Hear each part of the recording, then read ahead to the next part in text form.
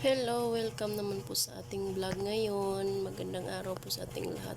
Magluluto po tayo ngayon ng pinyato. Unang-una po, ito po yung mga ingredients natin. Unang-una po, lalanayin po natin yung 3/4 po natin na brown sugar at atin pong stir ng mabuti para hindi po siya masunog yung sugar. Pagkatapos naman po nito ay atin pong babantayang maigi at baka madali lang kasi masunog tong brown sugar natin mga idol. Kaya atin po itong babantayin kasi hindi po gas yung ginagamit natin sa pagluluto. Hindi po natin kontrolado yung apoy. Kaya atin pong stir po ng maigi yung sugar para hindi po siya masunog. Madali lang po kasing masunog yung brown sugar, lalo na yung ginagamit ko po na sugar na sobrang po siya. Sobrang napaka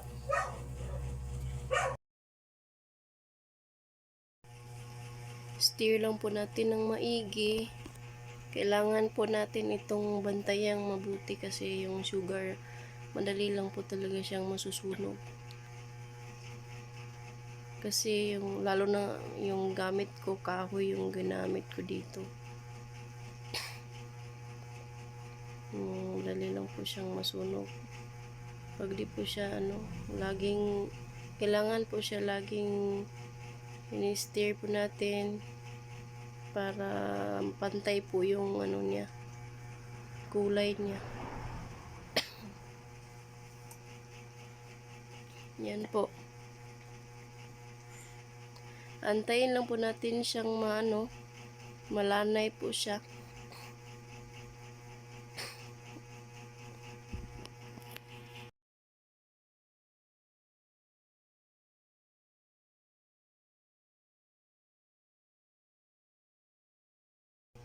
Ayan po, unti-unti na pong naluluto yung natin, yung brown sugar natin. Aantayin lang po natin yung unang pag niya, yung parang kumulo yung niya. Antayin natin yung unang pag kulo ng sugar. Yung unang lang, kailangan mo ng ilagay yung mani kasi para hindi siya papait. Yan, kailangan natin ng ng maigi. Yan, stir lang po natin mga idol. Pwede din itong mga idol, pambinta mga idol. Pwede nyo pagkakitaan ito mga idol. Tignan natin mga idol kung ilang piraso, ilang supot yung ating magagawa sa 3/4 na brown sugar at 5 baso na mani. Yan, stir lang po natin ng maigi para hindi po siya mapagod mga idol. Yan. Antayin po natin yung unang kulo niya mga idol para hindi po siya masunog. Papait po kasi siya mga idol pag naanuhan mo. Pag di mo binabantayan yung unang pagkulo niya, paglabas ng niya. Oh. Yan. Yan. Yan. Malapit na yan mga idol.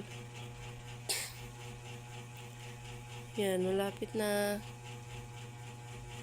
Yan. O, yan. Kumulo na siya. Oh. Tingnan mo yung sa niya. Yan.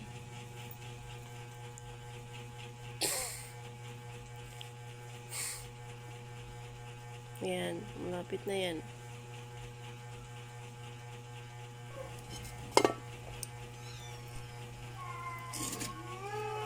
Ayan. Ano natin yung mani natin mga idol. Ayan o. Ayan. Tapos hugin natin ng maigi para mapantay yung para yung mani siya ng maigi. Yan. Kailangan po natin anuhin ng maigi. Ayan. Ayan. Yan, tapos na yan. Isalin na natin yan sa sa plastic ware na ating paglalagyan na kailangan may oil yan na para hindi siya didikit.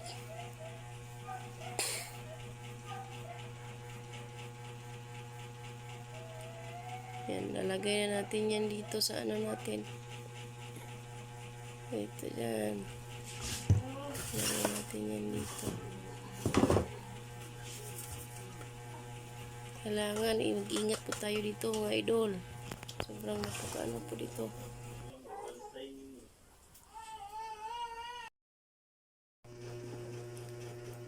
Ayan po mga idol, ilalagay po natin to dito at ihulma po natin dito. Ayan, ilalagay po natin yan dito. Pagkatapos natin mahulma yan mga idol, nahulma na natin yan mga idol. Kayo na pong bahalang mag-slice ng gusto nyong shape. Or kahit kailangan i-slice mo to mga idol ha, ng hindi pa siya masyadong na natuyo. Kasi pag tuyong-tuyo na, hindi mo na masaslice yan mga idol kasi sobrang tigas na po niyan.